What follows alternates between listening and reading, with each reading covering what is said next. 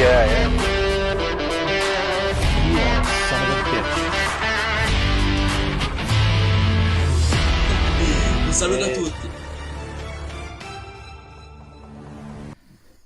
What's up, everybody? Welcome back to the AJC. Another Victory Sunday show, and we got a good amount of the crew here. Just missing a couple, but yeah, we're probably better off without. Yeah, that's right, Cappuccino. That's right, Luca. Leave 'em Still alone. in the fetal position in bed, sucking their thumbs. All right, now we got Lou, we got Lex, we got Lucci down there in Florida. What time you get some sun on that, man? Jesus. Team player. Yeah. Too white. They've been complaining about the shade down there in Florida for days, probably from that chin, buddy. How you doing, brother? Lucci, are you homeless? Huh? Big win. Oh, Lucci. Then we got Omer. Omer's kicking off New Year's celebrations, I think, right out of the gate here. Probably the first one based on time goblet. zones. Nice to see. Nice to see. Everybody happy here. Happy New Year, everyone. Oh, yeah. Alex throwing, catching some strays there for Lucci there. Wondering why he's not in an actual spot. That's great. That's great. Guys, this is a big win, okay, over Roma. We had to get the job done. We did get the job done. And now I see a lot starting to change their tune around this team and whatnot, so we're going to have some fun covering that match, but more so talking about Juventus in general, because 5 points, 4 points, whatever, still a 2-match, but to make it 2 points, we said this one was crucial for that Scudetto drive and that actual belief. So we're going to talk about opinions, because obviously guys like Lou, who do so much for our news on the platforms you follow, you guys always give Lou some love, but he doesn't get on here enough, okay, enough as we like to see him. But we got to start asking the question, has anyone changed their stance and now actually starting to believe in this Scudetto push? So I'm going to start off with Lou. Lou, have you kind of changed your tone about this team from the beginning till now? Yes. Team is they have surprised me a ton this year. They're a lot better than I thought they would be this season. It's just the way they play, the way the players have grown. It's remarkable to see like the job that they've done. People like Weston McKennie who were on their way out, like reviving themselves and like making a name for themselves. It's pretty crazy. So yeah, after the game yesterday, there's a sense that this team like believes in the Scudetto. You could feel it, even if they deny it post-match. You could just there's the energy there. So yeah, I believe in it. There you go, Lucci. You changed your tone on this team from beginning till now. 100%. And I also changed my tone on McKennie. I think what Lou said is absolutely. Guy's been spot on this year. I'll give him credit where credit's due. There you go. Look at There you go. growing. Lex. Like a flower. Lex, are you a believer? Yes, 100% now. I think definitely more convinced than I was at the start of the season. As Lou pointed out, there's an energy, there's a unity that we didn't see last season with this team that we see now, and it's really, really great. I think it gives the fans a lot of hope and belief. So I'm looking forward to seeing how we handle that pressure in this next half of the season. There you go. There you go. Anthony, I don't think you've ever been a non-believer. Hey, listen, first of all, thanks for introducing me earlier. So I'm here as well. Thanks, everybody. Happy New Year. Also, me and Eminem on the other side there had a green room discussion on is Juventus going to win the Scudetto? I'm still 100%. Beginning of the season, I was 100%. Yesterday in the pregame, I was 100%. And today, I'm still 100%. So all y'all can suck it. All right. All And good morning. right. It's a That's little why you use aggressive. bets. Omer. Yeah, I say let's get to first place before we start talking about Scudetto. So when we, after match day, we're in first place and they are behind us, that's when I'll start believing. Settle down. Oh, my We're God. right What there. a tough over there. Hey, no, he's tough. Just He is I tough. mean, I don't know, man. Let's see what 2024 has in store, because 2023 was a shit show, to say the least. for Omer Juve. might be representing the fan base that is still hesitant due to previous Oh, beliefs where we could turn that switch and then the no. blackouts Don't get happen me and wrong. everything like that. But Don't get there's me wrong. I'm enjoying what I'm seeing. I'm really Mm. enjoying this Juve this season. It's not to say Juve are bad or anything. I just, being careful. I Does don't it want to get not my hopes up. resemble the Juve of past though? For Yeah. for me, I'm starting to enjoy it more because I start to feel like this is the Juventus of old, and all we're lacking is that finishing. And even if we look at Roma yesterday, there was opportunities to put that game to bed. Like we could have been 2-0 up in this one early on before Roma had that spell of about maybe 10-15 minutes where they were dominating possession, but really couldn't find any lanes to hurt us or do any They damage. But stink. other than that final bit of finishing, this feels like the Juve of old for me. Does it feel like Well- that for any of you? Like we're starting to resemble that previous DNA? I think we should give a shout out to the video that we post on the AJC. Omer, you said Vanessa is the account that posted that video, Yeah. the post game where it was Tech and Gatti, and then the whole team sort of starts to add on and add on. That's Yeah. why I feel like we're going to win. After I saw, now I'm 120% confirmed. Seeing that video and seeing how the team reacted after that win, that's something we haven't seen in a long time. A team reacting like that. You and your percentages, that means we're going to lose now. If you're You son of a 120%, bitch. that means we're 120% going to miss it by 2 days on the last match day. But no. Scandal, That's petty what scandal. the energy, like even the stadium yesterday, you could like the crowd, like you could feel it, like they knew the weight of that game. They knew the importance of that victory. I think Rabiot post match said that they were watching like the Inter result on TV and training. Like they are, regardless of what Allegri says or what some of the players say about the top four, like they're focused on. They know it's an obtainable goal. It's within reach. They just need to get there in March. And I don't know. Like I do agree, Berto. Like the DNA of Juventus is back, which is kind of crazy because this time last year we were talking about what was going to happen with the club's ownership. Like we were being deducted points, and Yeli had resigned. Like it's crazy. Like in a year that now we're just talking about Juventus's DNA being back, and the Scudetto. It's wild, but there's a hunger and there's an energy about this team that's amazing. And it's also really great that it's all like younger players too. It starts with like next gen players, or even just like players like Locatelli or Chiesa, like under 25, like or 25, 26, under 28. Like those guys are the guys that are giving you that energy. It's not like these pillars of the past, right? It's just it's crazy. Yeah. It's definitely it's just an interesting mix as far as the players go, but it's funny, man. I'm like I'm like way more attached to this team and connected than I have been in these last few years. Like I feel like even for the players that have their obvious struggles that drive me nuts, I'm getting behind them because I actually feel so connected to this team. I'm willing to take that.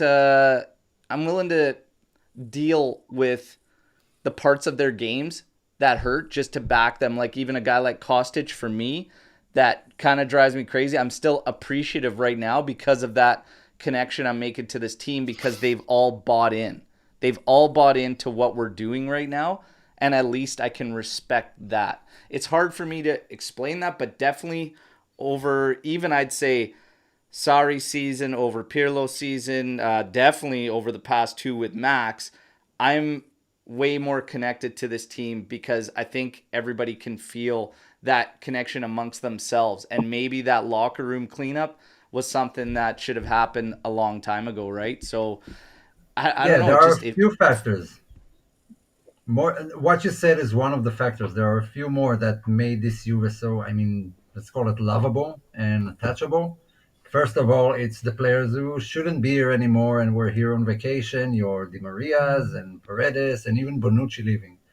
And second is the fans getting back to the stadium, the ultras with the flags and everything. It's the connection between the management and the players, which seems to be a lot stronger this season. They're always there backstage to congratulate them and pump them up before the match. So a few of these made this Juve believe and give 150%. I mean, everyone was on their game yesterday. Even if they weren't that good, they gave it all. Kostic ran his ass off. Yeah. Dushan, I mean, everyone. I have no player to single out that was actually bad.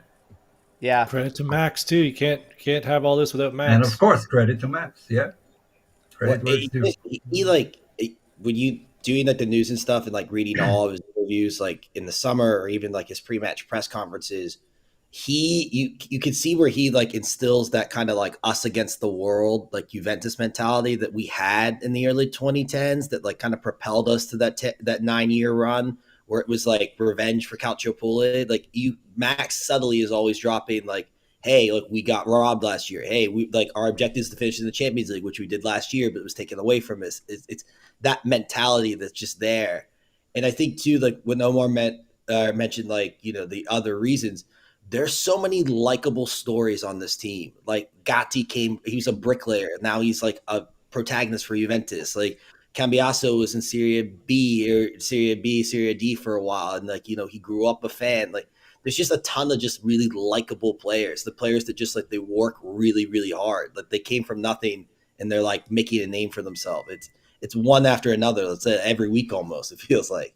Yeah, absolutely. And I mean, we got to talk about performances. There's already a lot of mention in the chat about certain players, their performances, and then we're going to get to Max Allegri. And there is a question directed at you, Lex, in regards to Max, so we're definitely going to tackle that.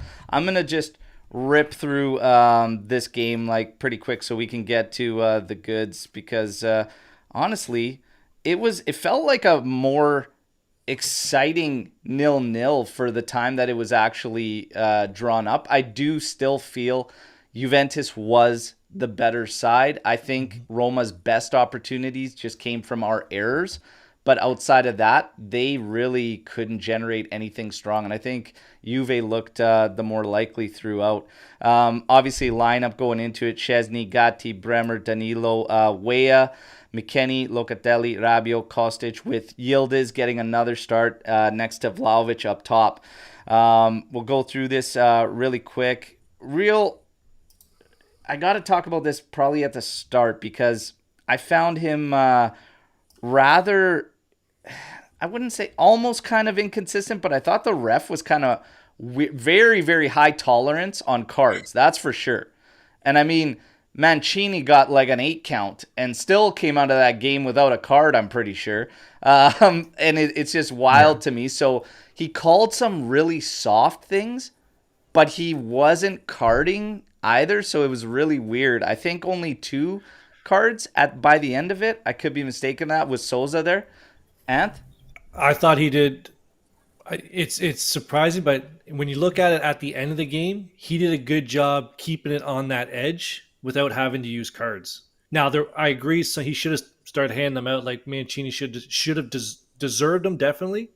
But the way he refereed it, there was still a flow sort of to the game without, and it was chippy, but it was riding on that edge. And I thought he did a good job of keeping on that edge, and it didn't tip over. Yeah. That's fair. That's fair. Did anybody else find it kind of weird, like the high tolerance for cards, but like a lot of soft calls? That's how I felt.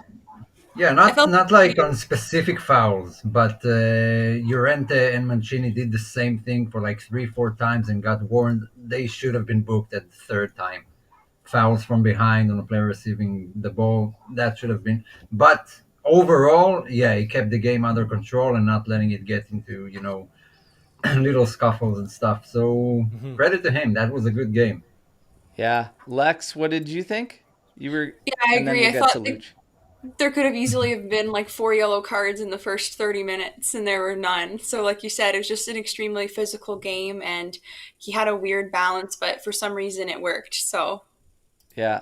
Lucci? I'm not surprised Mancini got away without a card. That guy gets away with murder. But I don't have much else to say about the game.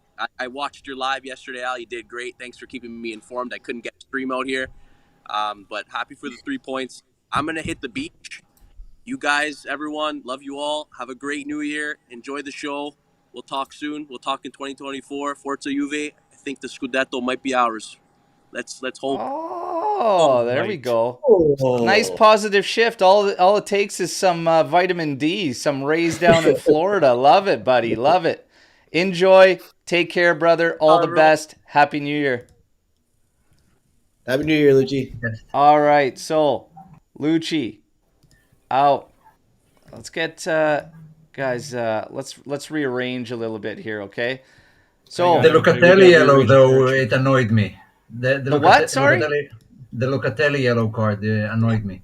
Yes. That I'd wasn't agree with deserved, and it keeps him out of the next match. It was just, a jump. It didn't even touch him, and that was And a it's weird interesting point to bring up the because yellow card. we are going to get to that. I'm going to quickly just give you L'Arbitro Nick, our friend. He always puts together great write-ups. So thoughts on Souza. He says, I really liked his performance. He took some risks, not booking Mancini for persistent infringement, but his player management and conversation with players kept the game calm from a foul perspective. Having a high metric for cards is risky, but ended up paying off. Doesn't he have a high metric for cards, though, Anthony? Yeah, 5 a Average match. 4.95 yellows per game. Yeah, that's why I thought it was strange. I think though, Yeah. like with that game, like Juventus and Roma is a very physical fixture. Like like Mourinho teams, like they foul a lot, they kick you, like they fight you, they're scrappy. Like this Juventus team is kind of scrappy. So like to give away like more than a couple of yellow cards, you risk like the emotion running high in that game. Then it like gets a little out of control.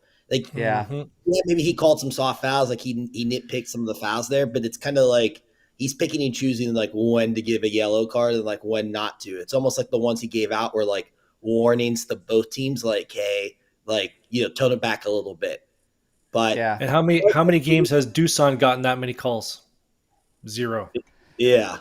Yeah, Also- so, and in the end, L'Arbitro Nick says at the end of the day, he did not influence the game at all and just stayed out of the way, which was really what you got to ask for. He does touch on some of the points in here. 77th minute, Locatelli, the card that Omer was talking about. Why was Locatelli booked for this first foul? The considerations for yellow here are stopping a promising attack, not for a reckless challenge or persistent infringement. So he got kind of caught on that. Nick says, first, what the hell are McKennie and Milik doing here after El Shaarawy steals the ball? He is clearly fouled by Locatelli. The considerations for stopping promising attack. 1, space. The attacker had space to run out of Juve's back line. 2, speed. The players moving forward with pace. That was definitely the case. And then 3, options. The attacker has options to pass and or take on a defender. Lukaku was an option to pass, and El Shaarawy had the space to take on Bremer. This is a supportable yellow card, and Locatelli is just very unfortunate. His 1 foul was in that position after a huge mistake from teammates there. The other really only moment, probably 87 minute on that Chiesa goal ruled offside. Deliberate versus deflection kind of comes up, and 2 years ago, Nick says this would have been a good goal. So he's saying, as Zillian Jr. tries to play a pass, obviously Case is clearly in an offside position. A few Roma players are trying to poke the ball away as Zillian tries to play a pass. There are many potential considerations here to determine if this was a deliberate play on the ball to annul the offside. These 2 points support the call. Passing. Determine if the player's touch allows them an unexpected opportunity to pass the ball to a teammate. Then clearing. Assess if the player's touch enables them to comfortably clear the ball by kicking or heading it in a controlled manner. Players just trying to poke the ball away in desperation after an attacker tried to make a pass in tight space certainly does no longer constitute a deliberate play. This was a spot-on call by the officials. Did he pass that directly into Kiesa's path, or did he hit it and it deflected off a defender? That's the thing. It hit the defender as they were all trying to like get to that ball, and they're all kind of poking at it. So now it's seen as not a deliberate. It needs to be a deliberate play for the defenders going back for him to be onside. Oh, I gotcha. Not like a deflection or like. So that's why Nick said 2 years ago that would have been good. And it would have stood. They changed because of the touch off that Roma player. And that was Chiesa's point, right? That was it. No That's good. why he was yelling to the ref. He's like, it hit a defender first before it got to me because you saw him yelling at him. There you go. So L'Arbitro Nick, give our friend Fede a call and get him in touch with these new rules, buddy. Let's go. Now, 4th minute, we're going to rip through these highlights. Cristante shot partially blocked by Dusan, which actually takes it to hit the outside of the post. This, again, was a scramble, a little bit shaky at the start in our area defensively. And like Shouldn't have been a corner kick in the just first trying place. to get clearances. This kind of popped up. That's their best opportunities. 19th minute, though, Vlahovic does everything right. Llorente could not play him man up, like just couldn't. Okay, and he turned him beautifully here. I hate the guy, but Mancini with a great intervention here on that slide to come in there and block that. I think Rui Patricio would have had a tough time. He maybe looked in place to stop it, but still great work from Vlahovic and great work from, that ball came from Gatti, finding him quickly and sending it in. And you could see Vlahovic continue to yell at his teammates, like, give me the ball fast. Like, as soon as you see the matchup, like, just drop it in there. 29th minute, Yildiz driving and taking on his man. He had another 3 defenders chasing him from behind. Like, this guy's got he's got some chops, this kid, man, and like he's not afraid. What's that, Ant? Yep. He's got big gorilla balls, this kid. Jesus. Okay.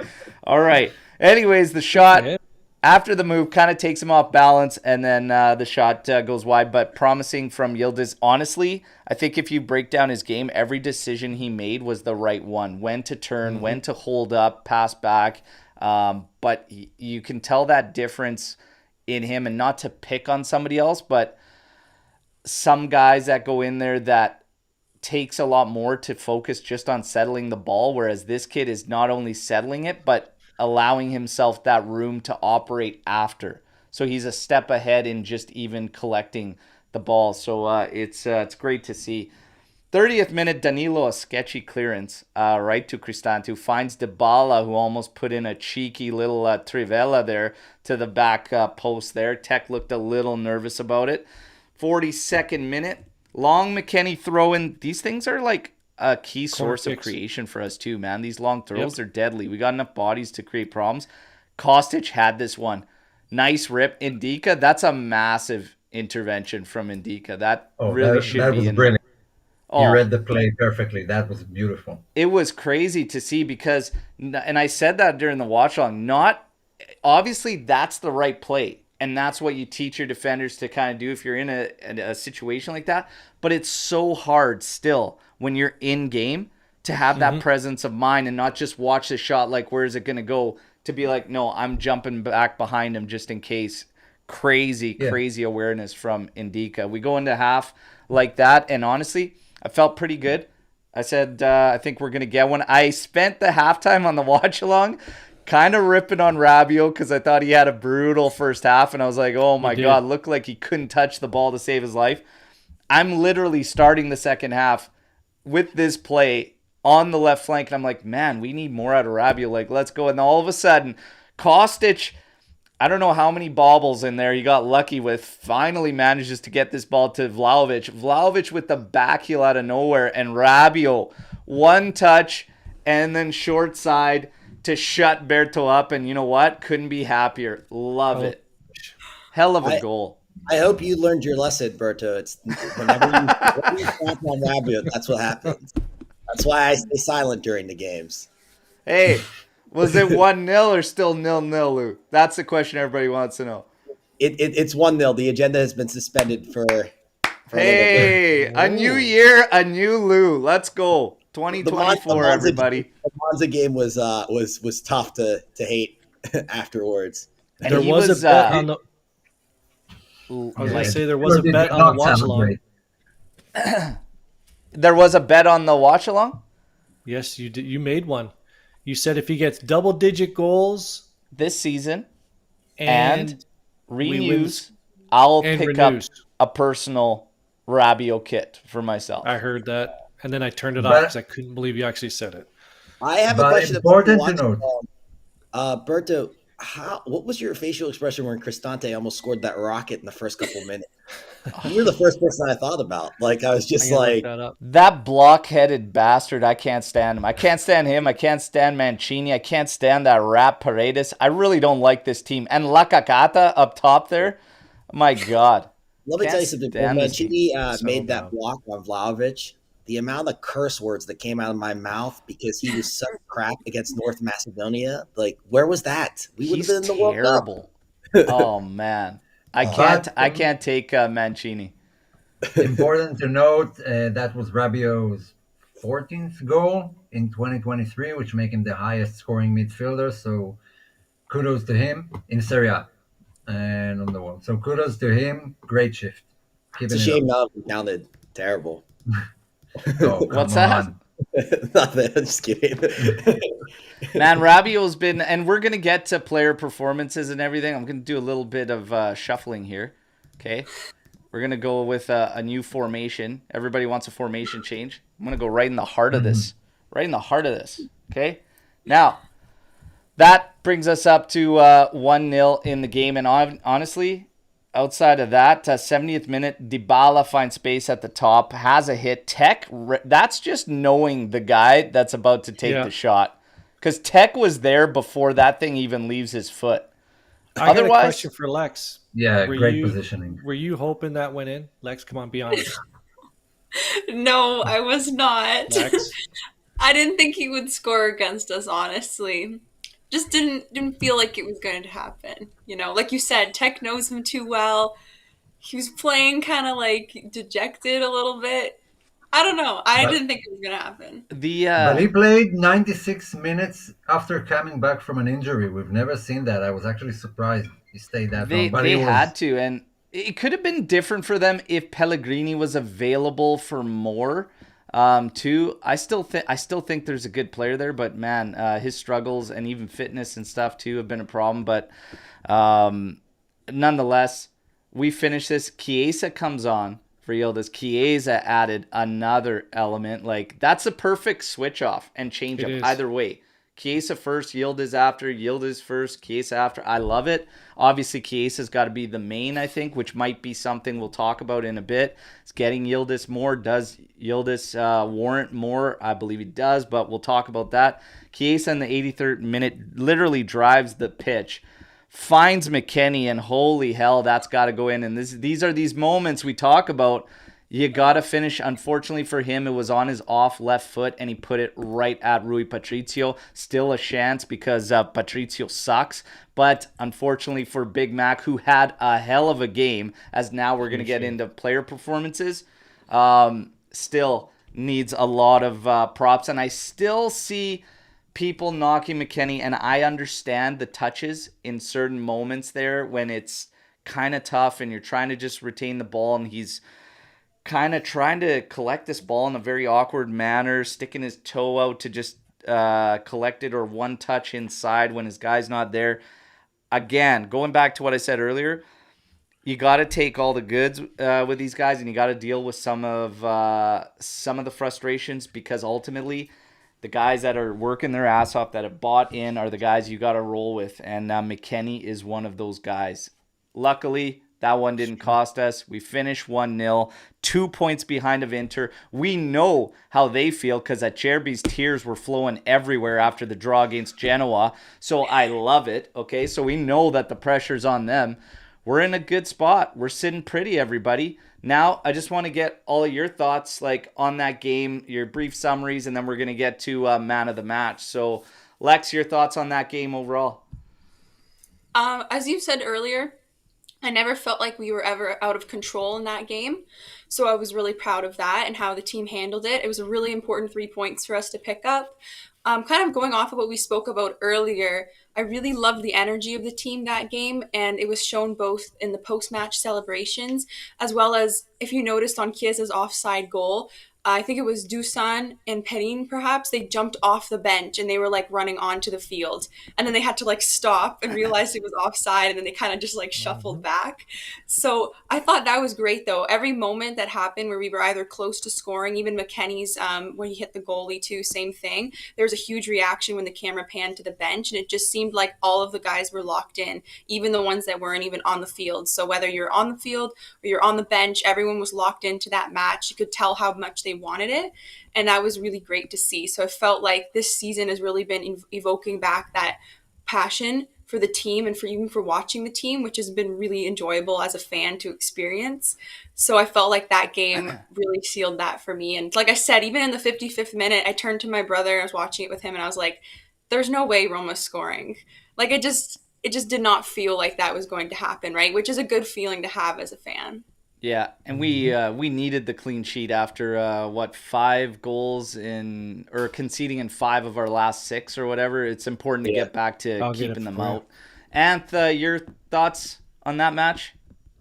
I don't want to rehash a lot of things that people have already said. I think we're going to get into it a little bit more when we get to the man of the match, because I don't remember a game where you had probably 4 or 5 players that equally could have won man of the match, which is a testament to what Lexus said. Everybody's bought in, from the manager on down, right to the 18th guy on the bench. So that was a team win that we haven't had in a while, fans included. You had the fans, manager, players all on the same page. Yeah. Omer, real quick. Real quick, no, that's not my thing. It's true. Okay. Before man of the match, okay, let me give credit to the defense. First of all, they didn't allow anything. Even Mourinho said after the game that they just couldn't break Juve's defense. So aside from that shot that hit the post early on, Juve gave away nothing. So kudos to the defense. Midfield covered every blade of grass, each one of them. They all deserve applause. They worked their ass off all match. The wings, they worked tirelessly, both Wea and Kostic. And the attack, Ildi's surprising, unpredictable, something we sorely missed. And Dusan with his best performance since the match against Lazio, or scored 2. That was his best match, playing with his back to goal. Yeah. And and it's not even close for his best match. And it's one of the points I'll make when we talk about man of the match, but has nothing to do with production either. Lou. Yeah, just kind of like everyone said, but the big thing for me is like the confidence of this team. Like it's a team that, like you guys said, like believes in the style, the setup, regardless of whether you like it or not. That they're all bought in, and they have this just like confidence, this aura about him. Like during that game, like as soon as they took that lead, you knew we're not going to lose this. We're not going to drop points here. Like we're going to manage this 1-0 all the way to the end, and that's exactly what happened. I mean, there's just a really just great energy about this team right now. And I think that that's the big takeaway from this match. And you could feel it through the crowd too. Like the crowd, like their reactions were, you could hear them like chanting. The chanting got louder and louder as the game went on. Like they knew the same thing. Like this is ours. Like it's over. Like we're right there. Like incredible. Yeah. Something good is going on at Juve. Just feels like it. The feels around the club are picking up big time. Another thing that management's got to get props for. They have to get props for the cleanup because we've had to do it for quite some time and they're doing a great job. They have to get props for bringing back the Ultras and making the stadium an actual home game again after, Correct. 2 years of away matches, constant away matches, an entire season. You can't tell me that's not draining as a player when you have no life at your home stadium. And they were all talking about it too while that was going on and everything. And Max was making claims like, hey, we need all of you. We need your support and everything. But it's just different. For whatever reason, you need that group of people that's going to, take the reins and lead the charge and the supporting. So it's fantastic to see. Man of the match. And we will say what's up to everybody out here. Mario, Omer? Yeah, one last thing. That win puts us at the top of the best home team this season. 7 wins, 2 draws, scored 13, and conceded only 4 at home this season. Yeah. It's turning back into the fortress it once was, and that's what we need. That's what we need. Yeah. Our record when that thing opened was incredible.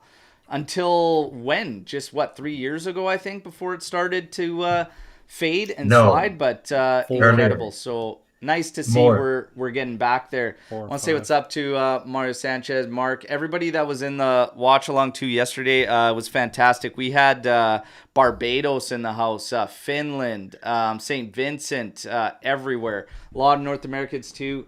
Thank you for the love. And big shout out to Stu out in Montreal. Okay, well, Laval to be exact. He's a Juventino and owns Cafe Milano. All right. Luca still in the fetal position, but when he wakes up and watch this, go show some love and support a Juventino's establishment. Club Milano Cafe Milano in Laval, run by Juventino. Hilarious. Love it. That's where But Luca lives, a is great Laval. guy, okay, and reached out and always shows support for AJC. Much love going out there. Now, get to man of the match. This, I think you had probably about 3 options, I'd say. 4. 5. 5. Okay. I have 4 actually. I want to hear your options. Fire away with Just the list them 4 or out? 5 names. Dusan, Locatelli, Bremer, and McKennie. Wow, I didn't have Locatelli in there, but I saw others that did have Locatelli in there. He was a beast yesterday. I would say Bremer.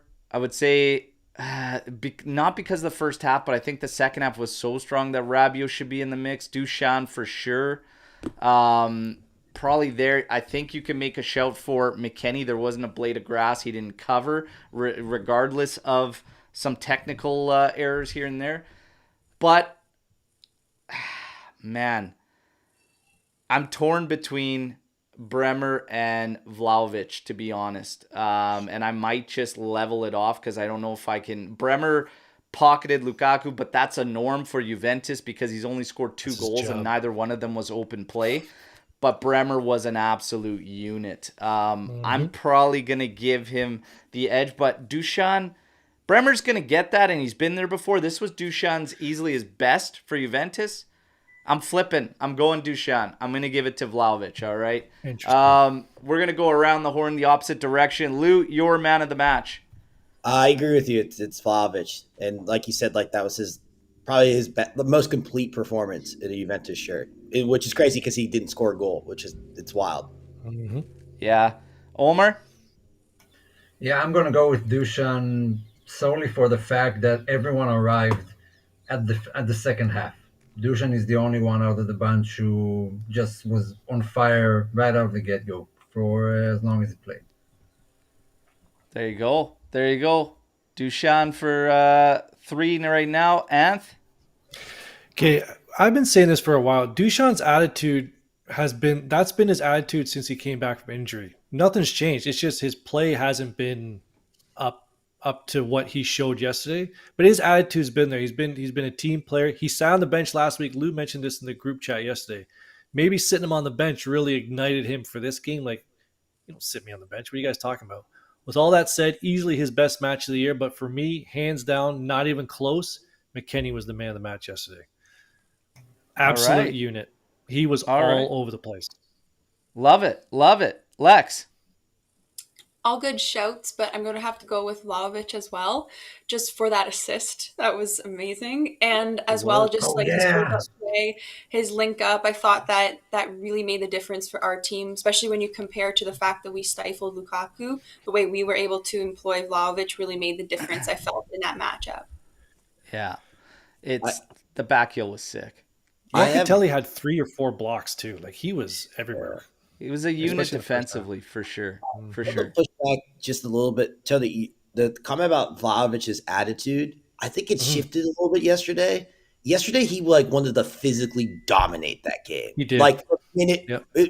From minute 1, it was like, hey, I'm out here to show that I'm the best player on the pitch. I think that was a little different than maybe some of the other games. You know what? Different about that energy. It's like Vlahovic. The game we were comparing to, which was strong performance, was against Inter. I thought that was a strong showing from him as well. And I've said the goals, if you look at the goals, while they're not as high as a tally we want to see, but he's scoring in the big games. He's contributing in those games. But we just need that all the time. And even after Inter, we didn't see it right away and it faded. And then he had that cameo where he was great. And now this. It's clear to me, everybody, what's going on and what needs to happen with Dusan. You need to show him photos, rumors, and everything with Lukaku to get this guy going. Okay, so before next game, I want those rumors coming out again that we're heading another summer saga with Vlahovic and Lukaku. Let's get this guy going. I'll start it. You put Lukaku's photo in his locker if you have to, okay, and get this guy riled up because that Vlahovic that we saw yesterday is what we need game in, game out. And there's absolutely no reason that he can't do that. That's what he should be doing. So, yeah, props to Duchamp, props to Bremer, props to McKay, props to the entire team.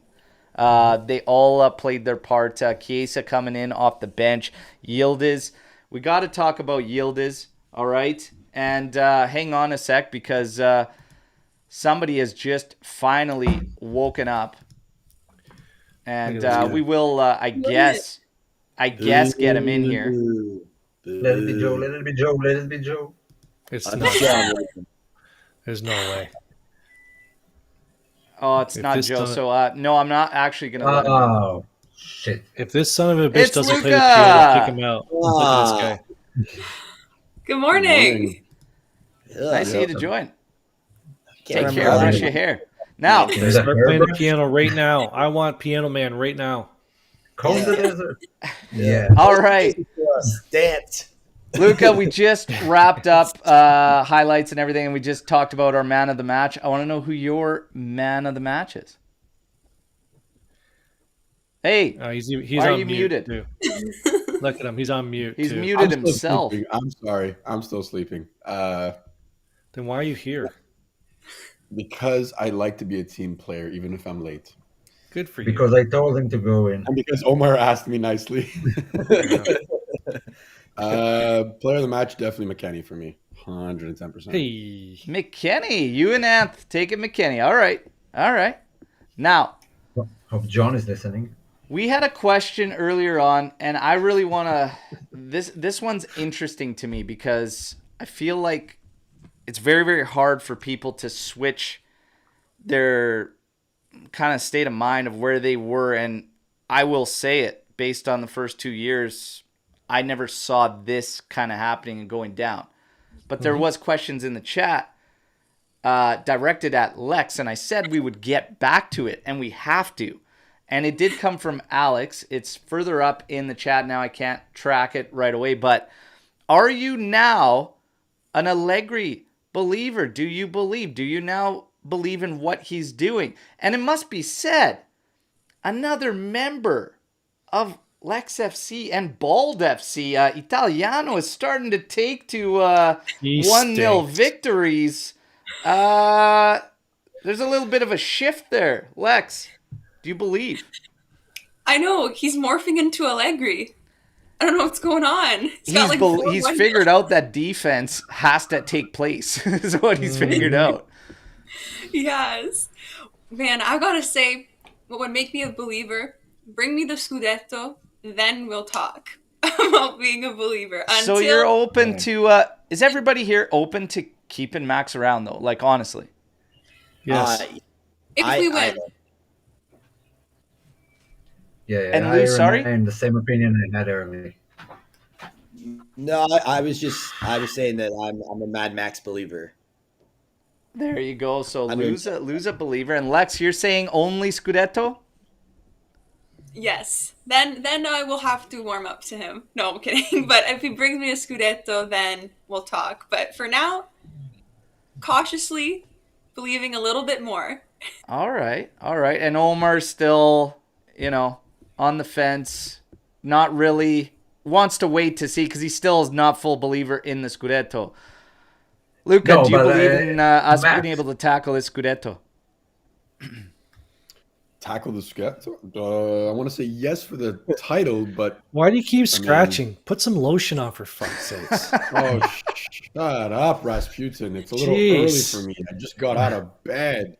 Holy shit. You gotta Let me delight answer the yourself. question. Let me answer the question. Okay, Good? sorry, go ahead. Thank you. Yes, Al, I believe we could do it. Will it be difficult? Hell yes. But I think we could do it. And then maybe, just like Lex said, I'll have some faith. But for the moment, I mean, if he goes 3 years without a trophy, good riddance. Wow, okay. Anth, how do you feel about Max right now? Because you and He's I turned were the ship saying the around. same thing in the summer. Time to go. Me and you were like, get his ass out of here. Yeah.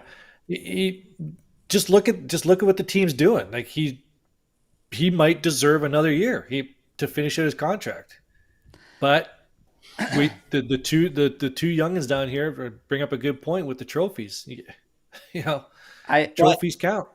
But is there not something to be said in the shift? If we've all acknowledged how There big a is. shift this team has undergone from previous, and I'll go back as say Pirlo season, Sarri season as well. I see a shift.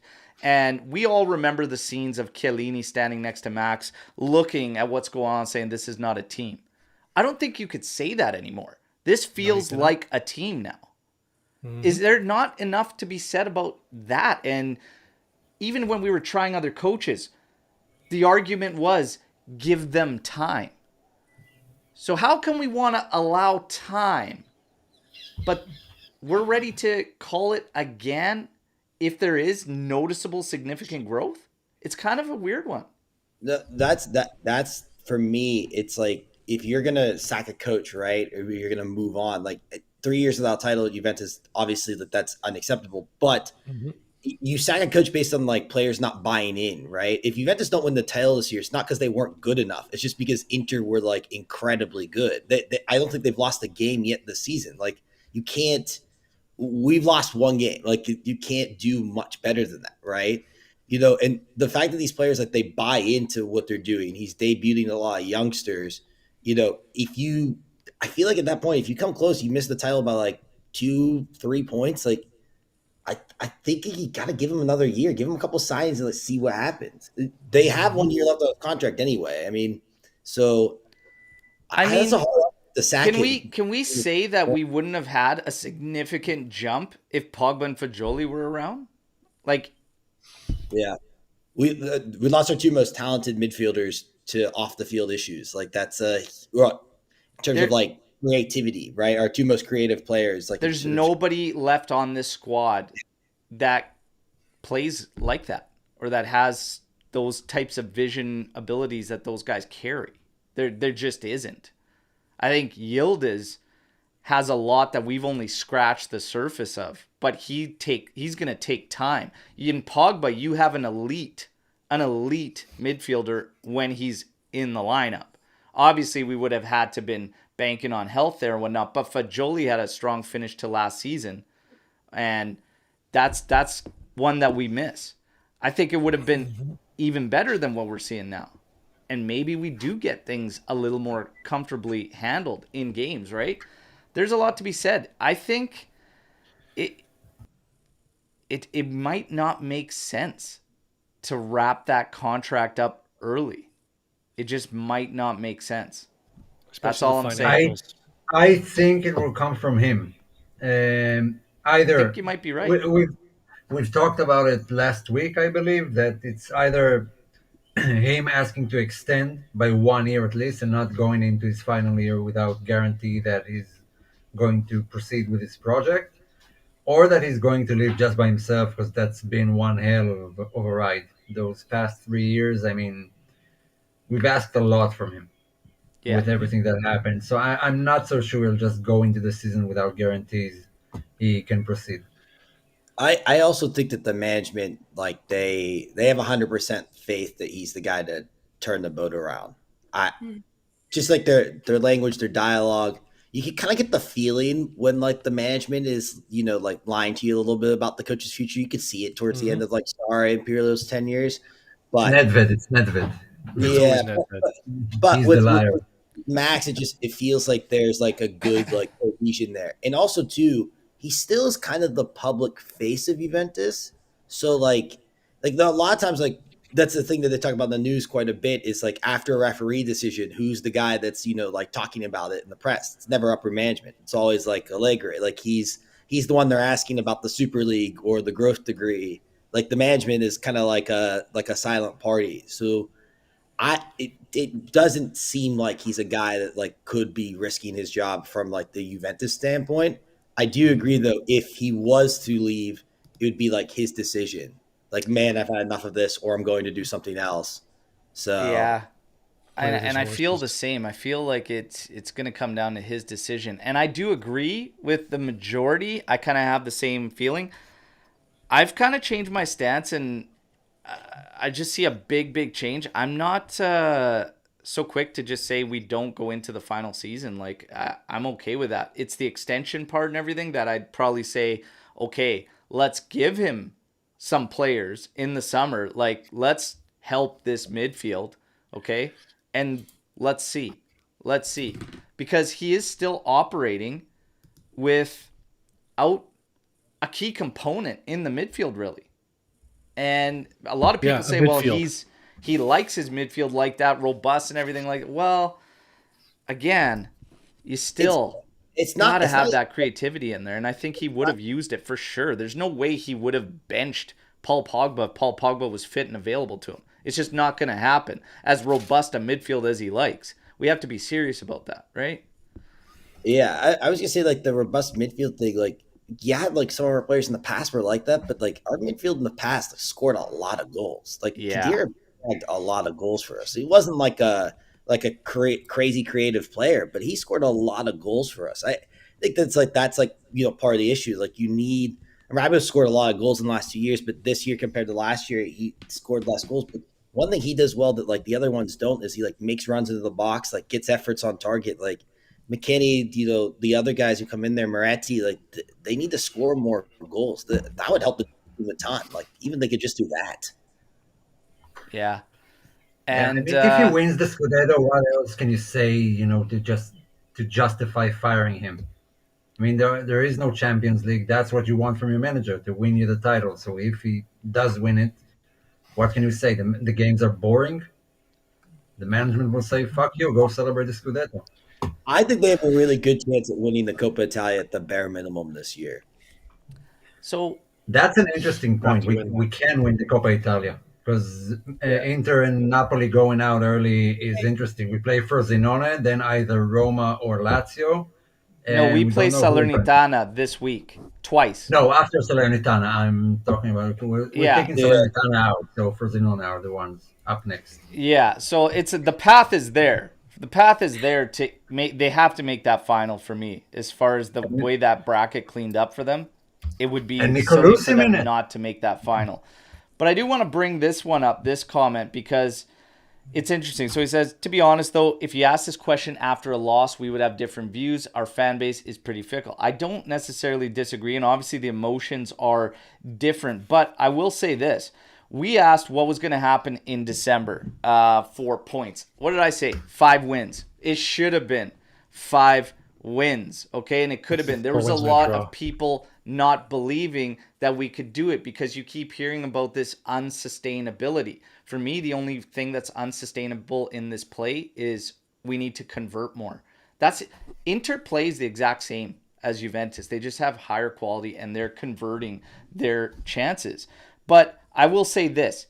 It's about looking at everything, the big picture. So even if we were in a loss, I would still point to something that's a massive, massive improvement over what we saw in years past. And it's I'm trying to track it down here. I'm pretty sure I saw it this morning.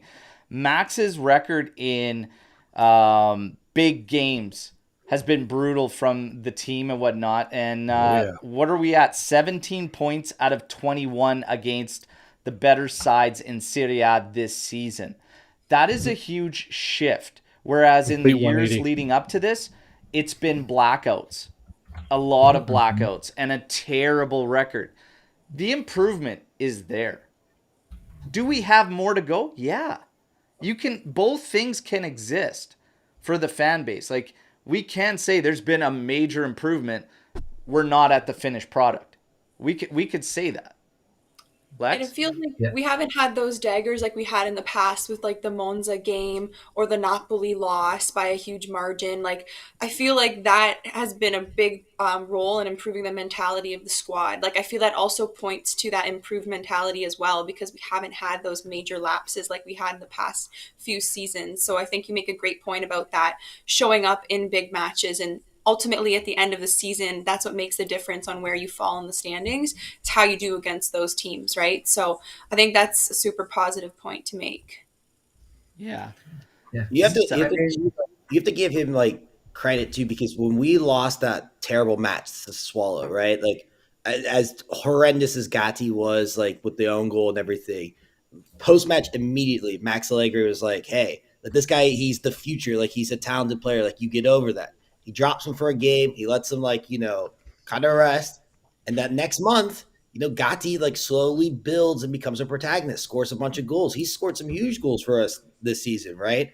He did the same thing kind of with Vlahovic. He's always in the press kind of like, hey, Vlahovic is playing really well. Even when we know as fans, Vlahovic did not have a really good game. He's still kind of hey, look, Duson's doing really well. He's improving. We're working on it.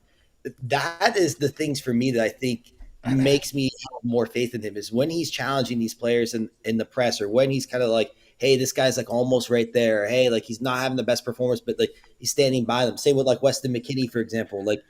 Those are the things that make me look hey, this guy for the long term, what he's building is actually we're seeing it. We're seeing those results where it's every week in the press he's defending another guy, and that guy 2-3 games later is is proving what Max said about them, right? So that for me is where the big shift is. And I think you can't, if you were to get rid of him now, that work I feel it would go away, right? That work that was set up, it's not finished yet, right? So bringing other coaches, I think you would lose that. I don't know. Yeah. And Look, if Omer had his way, he would have benched Tech after the Sassuolo game, right, Omer? How's that working out? Oh, I would have Oh shipped my him out God, with you 30 guys after still 2 months. 2024. Can we end No. this? It will never end between me and Look, Slim Shady. Never If end. you lose yourself, look, if you asked me back in August if I would sign on by New Year's, you would have 1 loss and 4 draws. Signing it. I don't think there's a fan right out with there you. who wouldn't sign it. So not a lot to complain about. Yeah. Yeah. We'll accept Tech at that No. one time for you. I actually Oh, have I a give him credit when he deserves it. it's about Tony's status with the AJC, but we'll Guys, talk about that. We do. I do want to touch on this because Sal is talking, trophies are important, but so is a style of play. That gets fans No, outside trophies of Italy. Play style, moves, jerseys. Trophies. Yeah, I disagree. it's a tough play style is what I think a lot of the younger and it's you got 2 of the old guys right here, but Trophies. I have kits. Pesotto. Was Pesotto lights out? Was he a play style guy? No, fuck no. He was a guy. I love Tacchinardi. Was he a Happy you noticed. Didn't he have the so chokers? geared nowadays. Oh yeah, the choke, and even Gigi rocked one in 03 when he was. But listen, the old styles, and I loved Chiesa's story about Buffon being at his father's house and always having all the gel and the spiky hair, and Chiesa would just cry every time he saw Gigi Buffon in his house because he was like, "Who the hell is this guy? He looks terrifying." But I don't think the style is as big a deal as it's made out to be. And the reason is because I agree with Alex P's comment right here. Besides putting our chances in the net, I don't feel there's much left on the table from the squad. We need more quality. And for me, Agreed. your style reflects the quality on your team.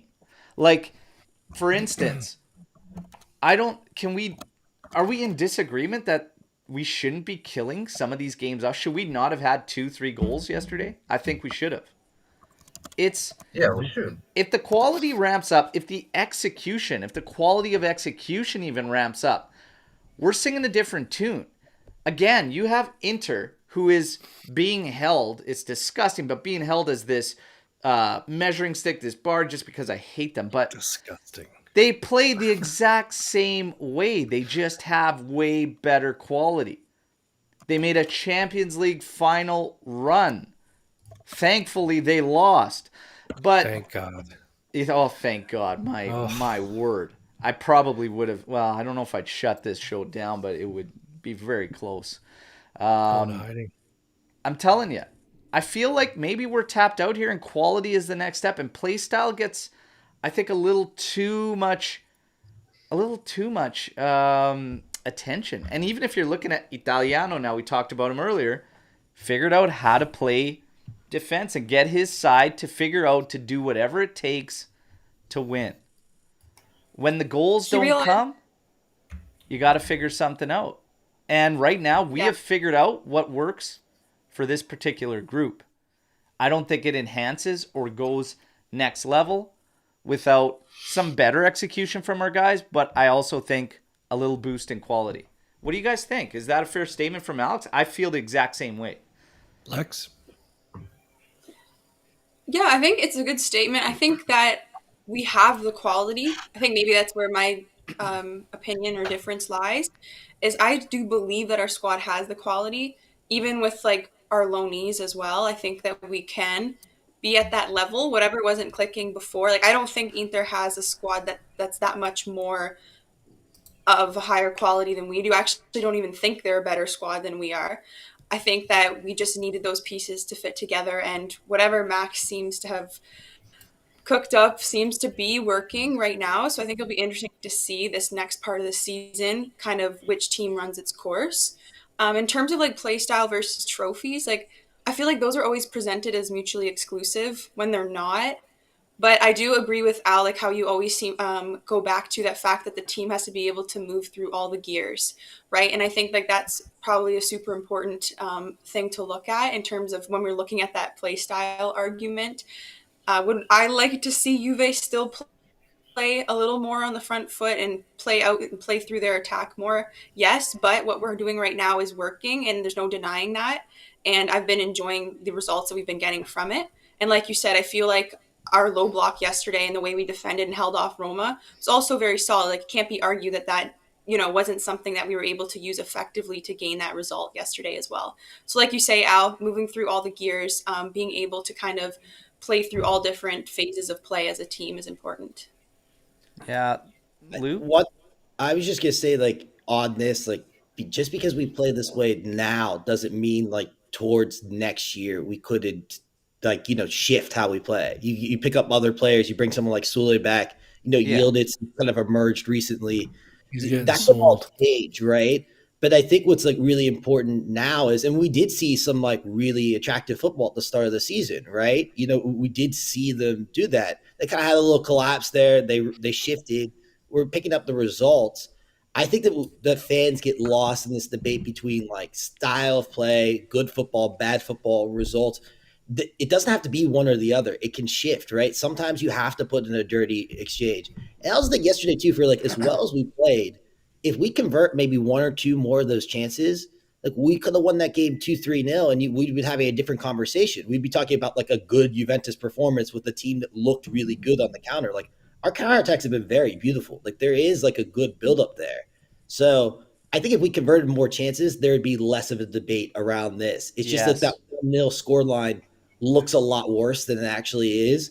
But when you really break down the game and you see some of the chances that are missed, maybe we wouldn't have the same thoughts. Yesterday presents another But match that's the where question. Yesterday presents another match where we again allowed 0 big chances against us, and we had 3. All right, and that's like a common tune. We know some chances we should have buried there too. It's literally the last thing I feel is left for this Juve side. Last time we were talking, Juve's conversion was like 11-12%. It remains the same. We're like a goal every 7.5 or 8 shots, which, I mean, can we say we haven't had enough opportunities or ample opportunities to ramp that up? I don't think you could say that. The chances are there. And it's just, we're still at the same. Hovering close to 8 shots per goal scored. And we just got to get a little bit better there. The chances will come. We're doing fine. We're going to look at this month coming up. We're going to look at Inter's setup too, because I think there's a big opportunity this month for Juve to make some noise and ramp up that pressure on Inter. Let's take a look at this. So for Juventus, obviously we know Coppa Italia, okay? That's in, 4 days? Then we play them again, Salernitana away from home. That's on the weekend. Then you've got Sassuolo. That's going to be in our house. We're going to return the favor, okay? We're going to beat the crap out of Sassuolo, I'm telling you. Lecce away from home. Empoli at home. What do you think? Points for me? Those are all 15. wins. All All wins. wins. Yeah, I'm with you. All wins. Coppa Italia, we beat Salernitana. And then in the league play, Salernitana, Sassuolo, Lecce, Empoli, those are all wins. None of those teams' current form, none of what they're doing concerns me. Sassuolo they found wins against Inter and Juventus, which blows me away because they've been absolutely brutal. Their back line is horrible. That's the scariest matchup there.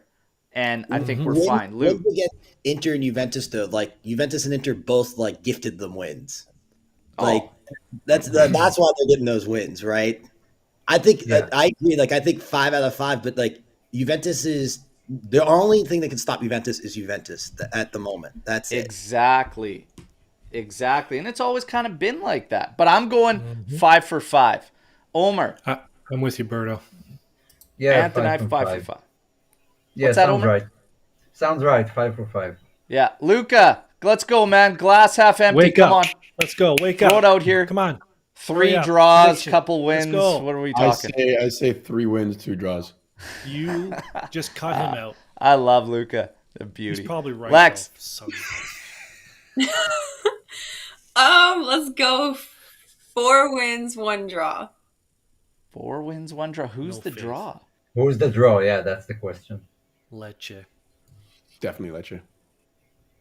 Oh, come on. Yeah, That's what I would do. let's go. Whichever Lecce. one's away from home. Which one is Lecce away? Lecce. Lecce away. I gotta say that kind of does sound about right. If we were the draw, Oh, who's going to change the prediction now? Watch. No, I I think was it just would saying- actually be Empoli, who's only scored 5 goals all season. Would probably No be way. would make sense to be the No draw. No for way. an They're, Empoli, they're but- one of the worst sides I've seen in we do Serie A. have like a right now. random kind of draw in us that you're just like how do we tie that? Empoli's going to be a 4-3 win for us. Salernitana and Empoli Well, that was- both holding down the last spots there. Okay, 12 points for Salernitana. They just picked up their second win. Empoli's only got 3 wins. Like I said, they've scored. They've scored 10 goals now this season, but they've allowed 30. We got to be serious. If we're serious Right, about it, Barcelona. like Roma was a must-win, we got to go clean this month. If we're gonna look at Inter, Verona this weekend coming up, so the 6th of January, but then Monza away from home and Fiorentina away from home. Couple tricky ones, and then February 4th, we go to the San Siro, and that's going to be a tasty one. So we got to get the job done with our Actually matches saw the and look. then go from there. Now, They got thrashed by Inter 4-1, I believe. Was it last time? who? Yeah, Fiorentina, because Lex had to roll their eyes up. Oh, when he yeah. said Fiorentina. But it's different now. It's different now. And the pressure's in a good spot for them. Fiorentina figured out defense. You got to play it. And it's going to be at home. Inter's going to be away from home. So anything can happen in those road matches.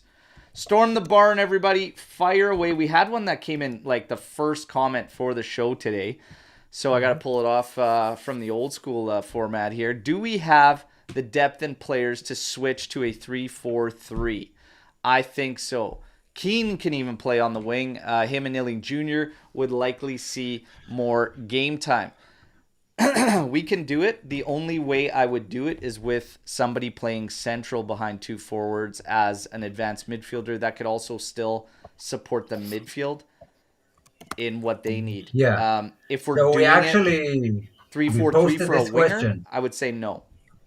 We posted this question today because it was suggested that maybe even next season you will play with, I don't know, 4 in attack, but Vlahovic, Yildiz behind him, Chiesa on the left, Sule on the right. And like Rabiot and whoever, McKennie, Locatelli behind them. Would you go in that? Like a 4-2-3-1 type of thing? No, I'm not switching drastic right now from what's working. No, not now. I mean, I'm talking about next season because Sule will be here. Sule won't be here next year. Sule's might be so. Ant said 100% Okay. he's gone. Let's assume he's here for the sake of the question. Because I agree, I think we need another one in the middle. I'm not satisfied with 2.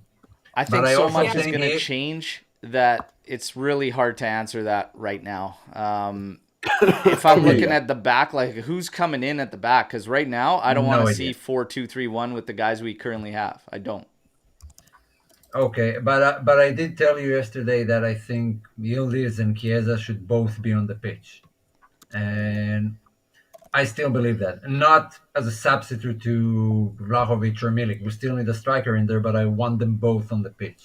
But that's what I'm saying. The only way I do that is as an advanced midfielder. Who's going to do that? Yildiz can do it, but he's going to have to help the defensive work rate. Yeah. If we're trying to go 3-4-3 with a winger just to get Yildiz and Chiesa out there, I'm not doing that. I saw that movie last season. It sucked. No, he should be in the center. I don't want him on the flank. I want Yeah, Chiesa on the so flank, we but could he do should be in it. the center. We could do it. As for 4-2-3-1 and next season, I think there's a lot of changes coming this summer, and I don't think we should get too attached to any player. I But actually think the next month is a great time to try it out because Kane is injured for a month, so we only have Milik and we have a line of relatively easy games. Maybe it is a better opportunity to try something out. Berto, you gonna brought up a happen. good point about next summer and some players because I keep saying this in the chat, we have a lot of talented players in the same type of roles. Like like Sule, Yildiz, and Chiesa could all play the same roles. yeah. Now, Yeah, but we will have Champions League next What, season. Luca? They all could play the center forward role. That's 3 players for one position. They all could. Okay. Doesn't mean they all should. Luke. Luca's giving faces down there. I got a question. If we're Think ready. about it this way. Okay, think about it this way. Next year, you could have wingers being Koshik, Chiesa. You would have Sule. You have Ware. Maybe Ingling. That's 5 already. Maybe 6. Everything's gone. Okay, Sule's so if gone. Ingling goes, Okay, what about profits. like? That's what I mean. Like you. I don't could- disagree, Lou. I just think like if just here we to play bum in the you right out. way, it depends also on our formation. You know, like right now, Chiesa is a striker. It doesn't have to be a striker. He could be a winger. But in this formation, he's a striker, right? If we switch up Yeah. and we use wingers more, then Weah is not considered a winger in that case. He could be a fullback. Kostic, now he's considered kind of both. It all depends on our formation and where these players end up. And again, Yildiz doesn't have to be a striker. He could be an offensive mid. Sule is a midfielder. He's not a striker. He could be a winger as well. So I agree with you, but I think it's going to depend a lot on our formation and what Max sees. Sule is like the same as Yildiz for me. He's a guy that could play on the wing and could play a free roam 10 role. They're the same. And if I'm going to pick one that I'm going to roll with, even from early signs, I don't know, man. Yildiz seems untouchable, and he seemed untouchable for a while. But why not both? Vida Zane Sule. Yeah, It you also could do seems both, like he but wants to be Luca, here. you need money too. You have to make sales. You're not Yes, going to keep everybody. So sell Milik and Keane. It's not like we need them. Who the fuck is going to buy Milik No one he's on wants a him. 1 year Buy Milik contract? and What are Keane. you talking All about? right, you guys wanted an answer, and you get angry about the answer. But you have to be realistic. The young guys, some of them have to be bargaining chips. We can't put posters of these kids up all over our walls and think they're going to stay with us forever. It's not realistic. We have Baranechea, we have Illing, we have Miretti, we have all kinds of bargaining chips. Don't say that we don't. I'm sure we could use some guys. And Okay. sell some new guys Miretti too. needs a loan. Nobody's going to buy him on what he's doing right now this season. It's not going to be Okay. for a number that makes He has sense. value. Illing Jr. has the most value. Sule has the most value right now. And this brings So up does the next Chiesa. door Does in that the mean we have to barn. sell him? If you have to sell a key player for Juventus to raise money in the summer, who do you choose? He's the only one who's worth anything at the moment. Who? If you want to bring in a midfielder of any sort of skill, who is the only player that is worth any value? Anybody? Come on, in the bottom row, because I said it yesterday. Anybody in the bottom row? Nicolosi. Sule is the only one who's going to bring in the Chicoria. That's got serious value right now based on his He's loan. the only. I would love for us to But- keep the kid. but- I would. Hold on. But counter your argument here real quick. Based on the news, it's not a guarantee after next season Chiesa's here in the long term. They're giving him an annual renewal for a reason. It's because they're trying to see in this next 6 months, hey, are you worth like a long big term extension? You don't get an annual renewal like that if they think like, hey, we might be able to sell you. Like the whole point of giving the annual renewal is so they could be like, let's see where we're at next summer. If an offer of 80 million comes in for Chiesa next summer, and you have Yildiz and Sule on the bench, that's a tempting offer. It's like Vlahovic last summer. Not saying we should sell him, by the way, but I'm just saying, like, from the club's perspective, not knowing his long-term future, like, that's another thing that comes into the equation, right? If Chiesa signs, then what? Okay, Chiesa signs extension, then what? I don't think that changes anything. If he signs an annual renewal, the point of the annual renewal is to be like, all right, we're seeing where we're at next summer. Yeah, so Sule gets sold next summer. Awesome. So you Lou okay. I still Negative. think Sule will get sold next summer, but I'm just saying, like, to counter that, there is an avenue where he could stay based on that. Like, that's So I don't think Fair anyone's future is like set in the long term, except for maybe Bremer. Like, I was literally going to say this. I think if you're talking untouchable, there's very, very few. And even those untouchable, if the right offer came along, you bet your ass Juve's going to consider. I don't think, I don't feel like forget. nobody's safe. But this question, if you had to sell a key starting player for Juventus to raise money for the summer, who do you choose? Lex. Oh man. What's so like key starting? Okay, so someone in the starting 11. Just pick a key player, even if, let's say, not starting, but obviously a key guy is going to be in the starting 11. How about Kostic? Oh, Yeah, okay. that'll bring in a bag of balls and a can of Coke. Never said how much they're gonna bring in. You just said which one would you sell. Unless That's you get a fair. call She from Saudi chooses Arabia. Kostic. Okay. And Fair Here enough. we go. If we're serious about like a rebuild and we have the players, I will go to Lou's point. I would sell Chiesa because the funds that he would bring in, you could retool so many different things. So like, if you want to play the game, you want to play the money game, Chiesa is the one who's going to bring in the big money to retool multiple positions. What are you, Chelsea? I don't know if I trust our management enough to retool properly. That's always my Oh, I do. apprehension Yeah, about I'm with Lex. big sales. I'm like, I would never feel like we end up. So it's like you take something super valuable, now you spread it across like multiple kind of semi-valuable players. Maybe if it's like a 1-for-1, if you bring in like a really strong midfielder or something in his exchange, perhaps. But I don't really believe in the spreading the wealth because I'm like not sure I trust us to do a good enough job. You know what I'm I think the easy one, and there's a ton of reasons for it, is you sell Vlahovic in the summer. And the reason I think that happens is because what he wants contract wise and what Juventus wants to give him contract wise they're like this far apart.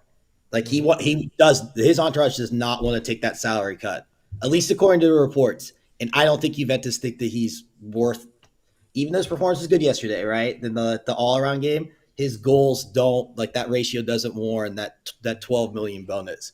So I think if they were going to sell one player, that's it. For like what it does to the budget, what it does to the wage bill, I think that's it.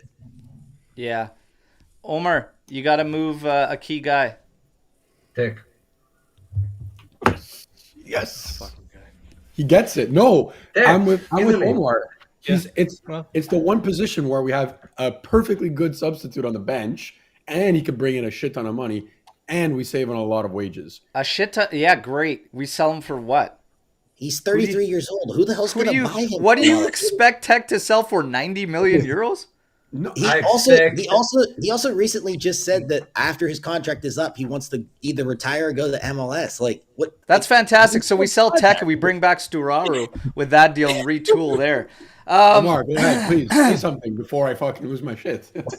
No, let the pigeons do whatever pigeons do, and we'll wait till the end of the year. We'll discuss Wow, this a tech sale blockbuster there, everybody. Okay, listen. Just wait when No we get change, that but call no from Saudi change. Arabia with 60 I said million this, for and I stand by it. Even if Vlahovic goes off for the second half of the season, it poses a problem with his salary.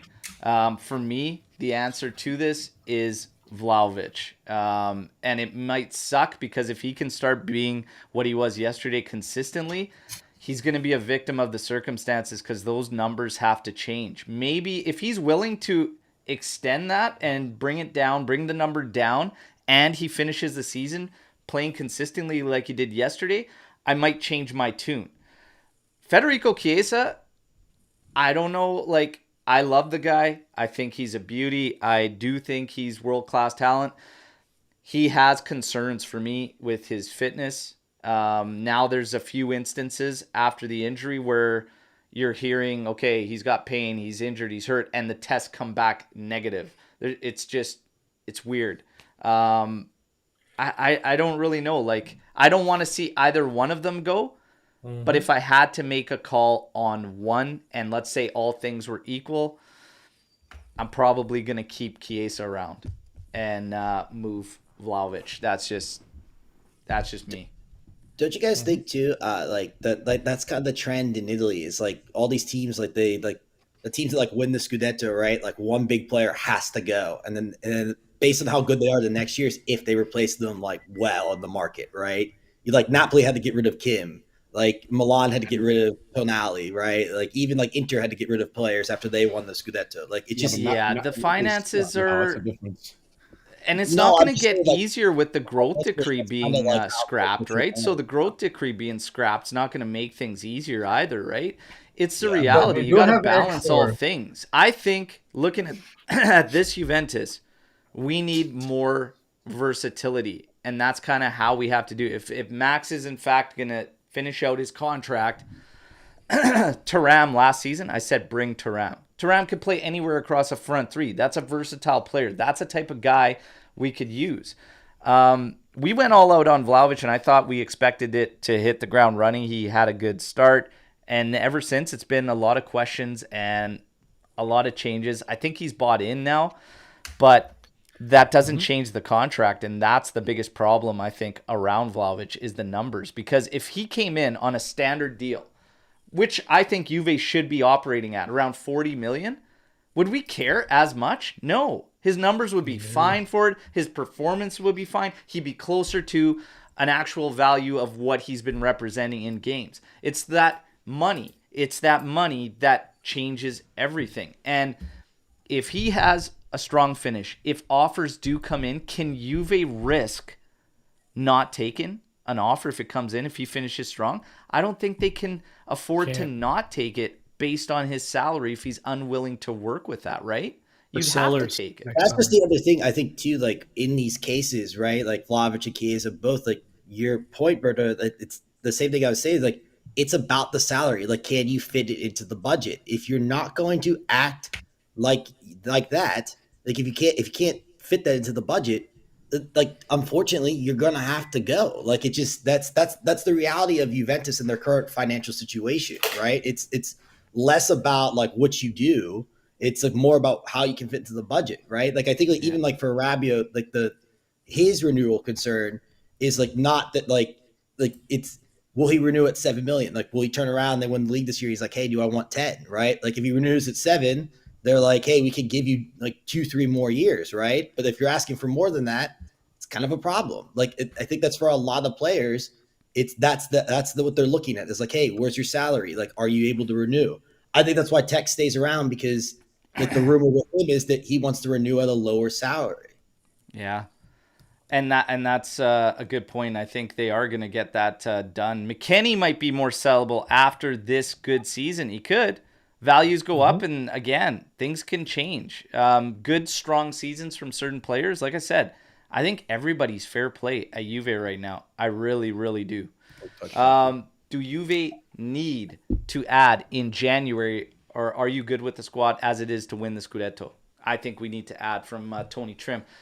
I've been saying for a while, I think we can do it with what we have, but I would feel even more confident if we find the right profile midfielder. That does not include Phillips or Højbjerg. And that's how I feel. Luca, are we good enough to do it without? Do we need to add? I think we could add, but I stick to your point. Phillips and Højbjerg are not, I think, guys we need in this lineup at all. Yeah. Lex, do we need to add somebody?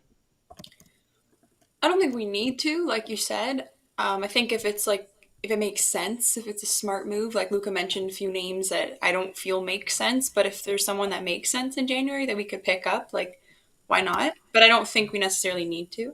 Okay. Lou? For January, I think I come back and forth on this. I don't think we need anyone. I think the reason being is this team has a belief, right? It has a hunger, it has an attitude, right? Bringing in another component, even if it's a utility player like Hoiberg, I think messes with the team's kind of. I just don't want to mess with anything. I think I have more faith in like bringing guys from the next gen who like kind of already have that Juventus mentality. I'm not saying that the kids say everything, but the guys from the next gen that are coming up, that they have kind of what Juventus want to build. They're learning it at a young age, right? They're kind of like when they step onto the training ground, they know what's expected of them. I'd rather go that and like play our cards because we're playing with free money, right? Inter's the favorite. We're playing with free money here. Like if we get close to the title, like the pressure isn't on us. It's on them. Like we're playing with free money. So I think hold your horses, get to the summer. We get Fagioli back. That's like a signing, right, for the midfield. That's a really talented player who had a year to rest and work on his game and kind of away from the spotlight. And then let's see where we're at. So that's my kind of feeling. There you go. There you go. And Omar, myself, and Ant kind of answered this question yesterday in giving our percentages as far as confidence goes with or without adding somebody. Jace KP asking, how sad are you with Samardzic potentially going to Napoli? If it happens, No way. good on them, but I have a feeling it's not going to go down. However, De Why would he go Laurentiis is from a kind of mid-table team to a mid-table team? That makes no sense. De Laurentiis is kind of scrambling though. He's kind of scrambling, and like you finally see him like he kind of takes accountability, but then again throws shade at other people and blame. He while taking accountability, also blames other people that he did not name. So it's kind of hilarious. But I think he's trying to do something to settle things with the fan base. They're fired up at him. He called himself out for bringing in Garcia. Mazzari was like, it was like 2 back-to-back what the fucks. But I couldn't be happier about it. Lou, what the hell? I don't know what. I just went like that and balloon. I thought you did that, Bert. No. Like, How the hell did that? Is it your birthday? No. What's happening? How did you do that? Just How works did in you like do that? HAC Apple here. software that it's like Apparently reading your has freaking. fingers. I don't know. Like, Hold what on. the hell? Your That was heart Happy weird. birthday! Happy Maybe it's for New New Year. Year's. The balloons Happy birthday, are ready. Lou! It's my birthday. I'm 105. That's my birthday. No, Guys. what I was going to say is I put this Did in you the use chat the yesterday. force? Yeah. Apparently, I like. It's just like, Everyone has to These do are this. not rest the of drugs podcast. you are looking for. You, What I was going to you say, I guys said are easily impressed. yesterday about Samardzic. If a player Fucking chooses balloons, Napoli, man. Juventus, it tells me everything I need to know about him as a player. Thank you, Omar. There's yeah. better profiles out there. I kind of feel that, but like I personally, I'll be honest, I would like Samardzic. Samardzic and Same here. Sudakov, out Yeah. of the guys we've been linked with, would be fantastic for us to pick up.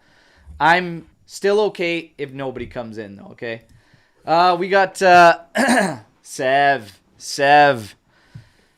Do you guys think Chiesa's best role is in a 4-3-3 like he plays with Team Italy?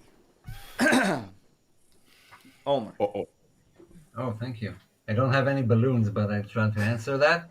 You got birds. I mean, I'm a big advocate for the 4-3-3. I've been talking about it since last season, but Juve are working great this season with the 3 defenders, so that's the last thing I would change right now. So I don't see any, and we've talked about it earlier with one guy behind the strikers, but not like 2 guys on the wings and 1 in the center. That's not what we want to see. So I wouldn't go that route yet because everything is working good. It ain't broke, so no reason to switch formation right now. Mm-hmm. Anth, best 4-3-3 for Chiesa? Oh yeah, hands down. He's just so natural there. But again, Omer's a great point. Ain't broke, don't fix it. We won't see it this year. Yeah. Lou? It's just this really annoys me. When did players can only play one position? Like, is it his best position? Yes, but he looked great yesterday. Like, I don't understand. Weston McKennie occupies like 4 different roles. Does that mean he has a higher IQ than Chiesa? Like, what are we doing here? Like, it doesn't. You can't. Players don't play one role their whole career. Cristiano Ronaldo was a winger and then he was a striker. Messi, a number 10, but also played on the wing when they had Messi, Neymar, and Suarez. Like, these are great. If you're a great player, you could play goalkeeper and do well. Like, I hate this argument. I'm sorry. I think going Yeah, off what Luke said as you got well, him fired up. I I think love that it. I love it. It I just think really that irks me. It really does. I see it on the timeline all the time from the newsfeed. Like, it just does. Don't annoy the Great balloon point. guy. No, I No, Ooh, agree. really, I okay, agree. that's great. Lex? like players aren't, like you said, you're not like pigeonholed into that role. And like when you play a front three, that doesn't mean that like you have to like you stay in that spot on the field. Like there's flow to the game. Like players fill in, replace, like you rotate, you switch in and out. Like that's how the game is played. It's not played like no, there's not like some type of dividing line, right? That says this is where you play. So I think that with what we're doing right now, and we've spoken about this before, like Chiesa seems to find himself in those positions.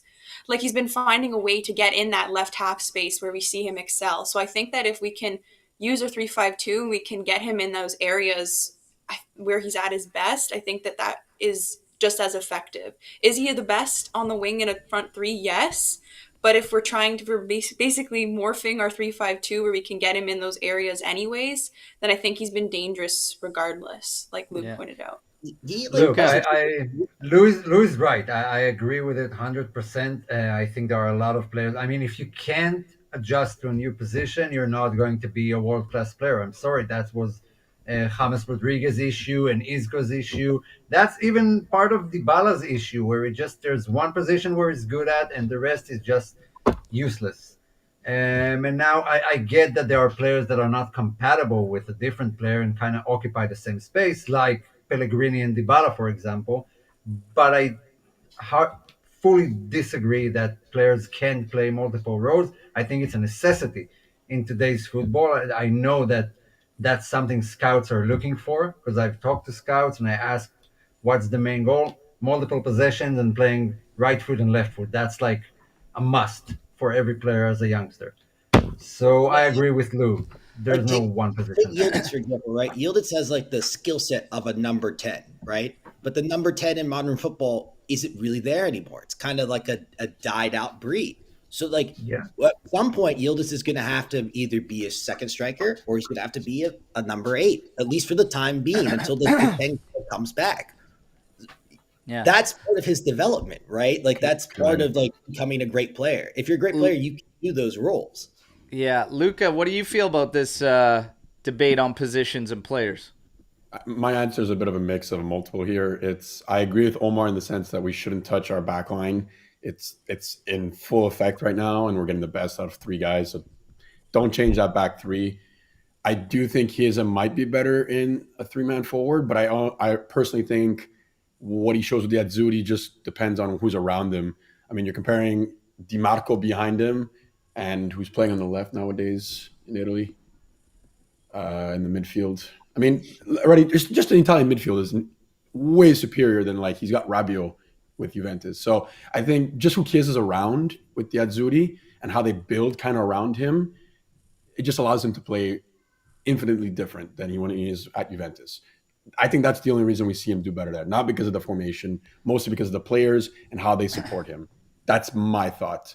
But I do think he would be better in a 4-3-3 overall. Actually, that's a really good like point. It's too like if you're talking about the Azzurri versus Juventus, right? Like our Juventus's strong point is their defense, right? Like that's they build from their strong point. The Azzurri, like they're kind of a crapshoot, right? So like the way they play, they have to attack a little bit more because they're just not a really good defensive team. They got to bag goals. They're desperate for them. So Chiesa has a lot more responsibility. Like when it comes to players, like the reality is every player has a natural role. Okay? Every player has a natural role. Lex, you have a natural role. Okay? You play, I'm sure there's a role where you're like, yeah, this is for me and you love it. Doesn't mean you can't play other roles and be effective. I think that's what separates certain players, and what separates it is not ability, not talent, but some just have a higher like understanding or IQ, but it can be taught in other positions. You can learn to play another position, right? But it is that separation between someone that understands a game in multiple roles and what's required, but it also has a lot to do with how you grew up. If you grew up playing predominantly one, set of positions, say right across the back line, you're going to have a better understanding and ability there than you will all of a sudden thrown on in later stages up higher. Having said that, with Federico Chiesa, I am not sharing this belief that he can't excel in a second striker role as he can a winger role. And the reason is, again, we're talking about groupings. We're talking about attacking roles. We're talking about defense. It's not like we're asking this guy to play as a fullback. We did that one year. He excelled, by the way. A wing back, we'll say. Yeah, he wasn't good. But it's not a drastic difference, okay? If you're a forward, I expect you to understand all the forward roles and be able to play that. And I think that's fair. This thing with the 4-3-3 and him as a second striker, it's kind of nonsense to me. He drifts to where he believes the action's going to be, where guys he can link up. The match that Cambiaso played right, wingback last, Chiesa actually spent the majority of his time on the right side because he understood that he could get 1-2s off Cambiaso, and they tried to make something work together. He's not pigeonholed to one side. I think with Chiesa, it's more so, and we saw it yesterday, not positionally where he is, it's situationally that makes him appear to be way more effective than what's going on with Juve. Yesterday, we saw him get into space, and we were actually able to find him in those spaces with opportunities to do what he does best, which is run at defenders. It's a situational thing with Chiesa. With the Azzurri, based on kind of how they play, but the ability out of the midfield to find him more frequently in those moments makes him appear to be thriving in this setup, when in actuality, if the Azzurri were to play two, they have midfielders that can find him more frequently in those scenarios and with relative ease.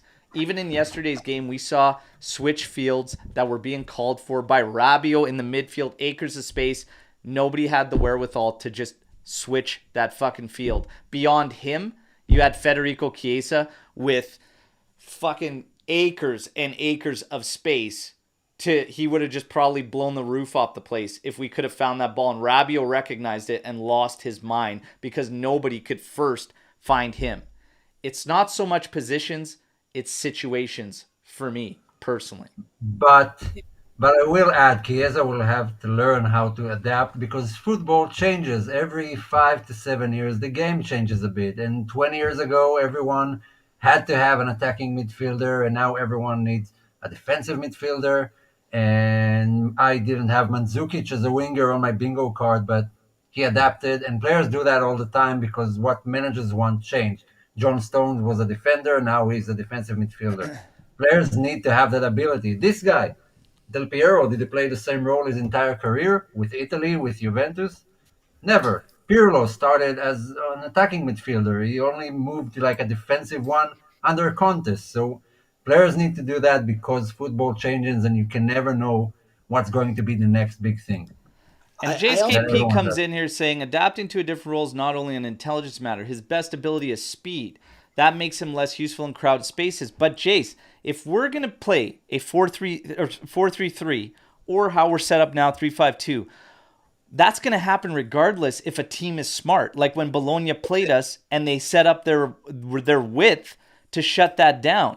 So whether we're in 4-3-3 or 3-5-2, his speed might not be utilized given the game. And that's where it becomes understanding everything else as an attacker, and he's going to have to do that. We can't expect him to always just have acres of space and be able to blow the roof off the place with his speed. Weah's got a ton of speed. He can't always use it. I want to add to this. He's not going to be fast forever. I want to add to this too. So we say there, like, fair point. The way Juventus play, though, because everyone's so lost in the numbers and the formations, the way Juventus play, we don't have a lot of the ball. We counterattack a lot. We're not a possession-based team. Like that's not how we operate. So Chiesa shouldn't have to worry about that because he's running downhill in open space. That's most of what Juventus is playing. They're counterattacking. That's how we score goals. So it shouldn't really be a problem because he's not running into slow spaces. He's running into open space. Yeah. Like I just don't understand it. Like I think honestly, it's just, and I've said this about Fede a while, and it's more so the struggle is not where he is and us not playing a 4-3-3. It's the fact that there's not guys out there with the quality to be able to play the 1-2s quick enough that understand how to really get this guy going. He tried to find it with Cambiasso, and Cambiasso has that wherewithal. Vlahovic tries. He tries those 1-2s, but it's difficult for the big man to do it. You get an advanced midfielder in there, and this is why I say maybe Yildiz can be somebody that they can lean off one another and do that with. We start to have to have a lot of faith in the young guys. But it's a great discussion. Awesome one. We are going to wrap things up there, guys. The New Year's upon us. We got to take a second. I got to take a second to thank everybody in the team. You guys, all your contributions never goes unnoticed. You guys are amazing. Okay, we made great leaps, and we're gonna make even bigger ones in 2024. So I thank you, everybody that does all the work for the news, especially Lou pulling the heavyweight there. I appreciate it. Thank you very much. I'm sure everybody out there appreciates it as well. For the AJC Army, you guys are the absolute best. And big shout out to all the official fan clubs, the support that they've given us, the faith and confidence in naming us the official channel for North America. It's amazing, and they do so much in bringing all Juventini closer to the club. Find one closest to you. If you need one, need help finding one, reach out. Even worldwide. I know the fan clubs in Serbia are fantastic, literally worldwide, but Australia, we get a ton of support from Australia. And there's an incredible group there. JCD Melbourne Gigi Buffon official fan club. And again, okay, Rick Alzi, that's his YouTube handle, comes into the watch along yesterday and again gives 10 AJC memberships. All right, guy's an absolute legend. I believe that's 35 total memberships he's gifted within the past month. Okay, so show some love to the fan clubs, but you guys are incredible, and we've got big things planned for the next year, and we couldn't have done it without all of you. I hope you've all enjoyed your holiday season, and I wish you all the best in the new year. And wow, they say better late than never. Okay, I might get moved. they say better late than never. It's not the bald guy. It's not the bald guy. Is it Cliff? Ugh, that'd be an amazing end of the year. Hold on. We gotta make room for not this. we were supposed to end on good omens, not bad ones. Joey Cappuccino Wow. just in time for the goodbyes. Look at this unit. How was your sister's wedding? Congratulations to her, by the way. Did you enjoy yourself, Joe? You're muted. And he's on mute. These guys- You're on on epic fails. Yeah, I did. I enjoyed myself maybe a little too much, guys. That's hey, that's the voice of weddings are someone who lost their soul to booze last night. Yeah, you knows that all too well. Hey, That was me just about don't flowers. just don't be a softie and bail out on the festivities tonight, okay? Enjoy yourself.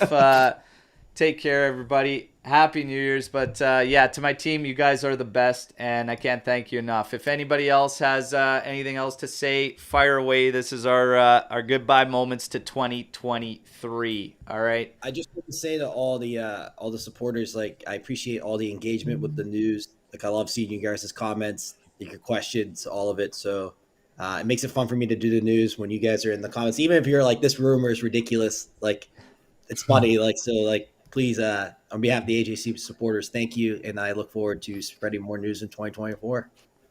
There we go. Cheers. Lex is now an Allegri believer. Okay, so we found that out today, Joe. Wow. No, I wait. never thought that would happen. Lex yeah. and I have had a rough end of 2023. She's an Allegri fan. And Joe, I'm one not of only did you miss that, but you missed Lou acknowledging it was 1-0 yesterday and number 25 scored. He has dropped the agenda live today. It happened. And the balloons. You're not dreaming, buddy, and you're not still hammered. This happened, okay? Yeah. This I might still happened. be drunk, but you're sober. Fantastic. You guys, all the best. Happy Thank New you. Year's. Enjoy yourselves and do so safely. We'll see you in the new year when Juve's ready to add number 39. Believe, everybody. Cheers. Believe. Fino alla fine. Forza Juventus. Happy New Year. Take care, everybody. Ciao. Set Happy the New Year. tone. Yeah.